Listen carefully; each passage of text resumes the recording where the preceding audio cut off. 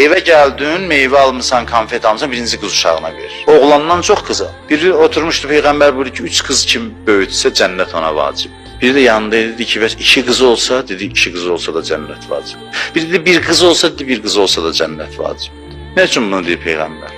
Ona görə ki, evinə gedəndə qızının başına dolanacaq ki, sən mənim cənnətə getmək səbəbimsən, sən mənim xoşbəxtlik səbəbimsən. Sevgi ilə əhatə ilə qız uşağına ağıllı olsun. Ne üçün? Çünki sevgi ilə əhatə eləməyəndə nəfsi təhrik olur, nəfs də ağla təsir edir, ağılsız addımlar atır. Nəfsini məhəbbətlə aram elə. Məhəbbət olmasa nəfsi təhrik olacaq, məhəbbət dilənçisi olacaq.